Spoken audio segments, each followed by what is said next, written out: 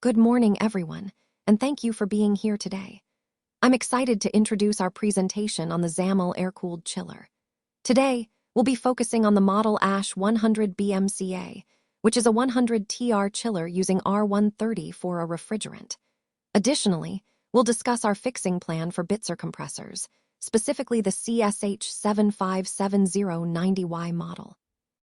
Over the next few minutes, we'll cover the key aspects of this chiller, its features, and how we plan to address any issues with the compressors. So, let's get started. Let's start with safety and preparation, which is absolutely crucial before any work. First, we need to isolate the power supply by using lockout/tagout procedures. This step is vital to ensure that no one accidentally turns the equipment back on while we're working on it. Next, we must verify that there's no live electrical connection. Double-checking that the system is completely de-energized helps prevent electrical shocks. If we're going to open the system internally, it's important to recover the refrigerant, in this case R-134a, to prevent any leaks or hazards. Remember, safety always comes first. That's why we wear full PPE, including gloves, goggles, and an apron. These protect us from potential refrigerant exposure and other hazards. Overall, these steps set the foundation for a safe and efficient work environment, aligning with our overall goal of safe maintenance practices. Let's start with inspection. First, I check the oil sight glass to confirm the oil level is adequate. It's important to ensure there's enough oil to keep everything running smoothly. Next, I inspect the oil heater, which operates at 220 volts and 260 watts, as specified on the nameplate. Proper functioning of the heater helps maintain optimal oil temperature.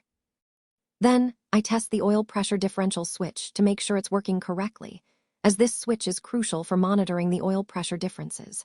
Finally, if there are any reports of fragments or unusual noises, I open the crankcase cover to investigate further. This involves checking the bearings and windings to identify any potential issues that could affect performance or safety. Each of these steps is vital to maintaining the overall health and efficiency of the equipment. Let's talk about the corrective actions we need to take. First, when topping up the oil, it's important to use only Bitzer-approved POE oil, specifically BSE170, to ensure compatibility and optimal performance. The amount you'll need typically ranges from about 20 to 30 liters, but this depends on the current level in the crankcase. If you find the oil filter contaminated, it's crucial to replace it promptly to prevent any issues downstream. Next, always check and clean the oil return line to keep the system running smoothly.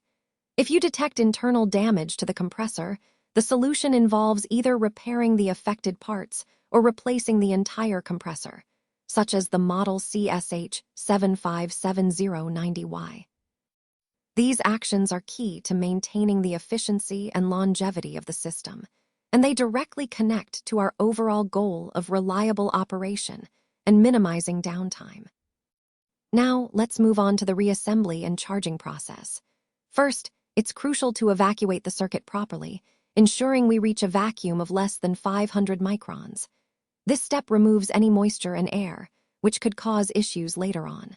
Once that's done, we need to recharge the system with R-134a refrigerant. Typically, each circuit requires about 110 pounds or 50 kilograms of refrigerant. After charging, it's essential to verify the minimum circuit ampacity, which should be at least 275 amps. Additionally, the protection device must be rated at 385 amps to ensure safety and proper operation. These electrical parameters are vital for the system's reliability and efficiency, tying into our overall theme of ensuring optimal performance and safety during installation and maintenance. Now, let's move on to the testing and commissioning phase. First, we run the compressor and check the oil pressure, making sure there's a differential of about 2 to 3 bar. This is crucial to ensure proper lubrication and system health.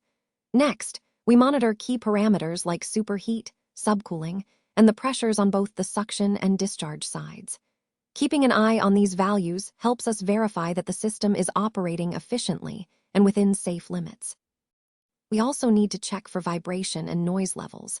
Excessive vibrations or unusual noises can be early indicators of potential issues. Lastly, we record the running current, noting that the RLA, or rated load amperage, should be around 109 amps, while the LRA, or locked rotor amps, can go up to 534 amps.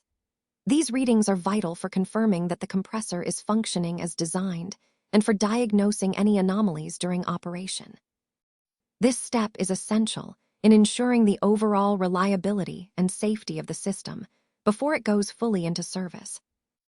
All right, let's go over the spare parts you'll need for this repair. First, you'll require POE oil, specifically the Bitzer BSE170 model, which is essential for proper lubrication and system performance. Next, don't forget the oil filter or core, as keeping the oil clean is vital for the compressor's longevity. It's also important to check the oil pressure switch. If it's faulty, replacing it will ensure accurate pressure readings and system safety. Additionally, you'll need a gaskets and seals kit to prevent leaks and maintain system integrity during reassembly. For refrigerant refilling, have R-134a cylinders on hand, which are standard for this type of system. And finally, there's the optional replacement compressor, model CSH757090Y, in case the existing one is beyond repair or shows signs of significant wear. Having these parts ready will streamline the repair process and help ensure a reliable, long-lasting system. Remember, proper planning and sourcing the right components are key to a successful maintenance or repair job.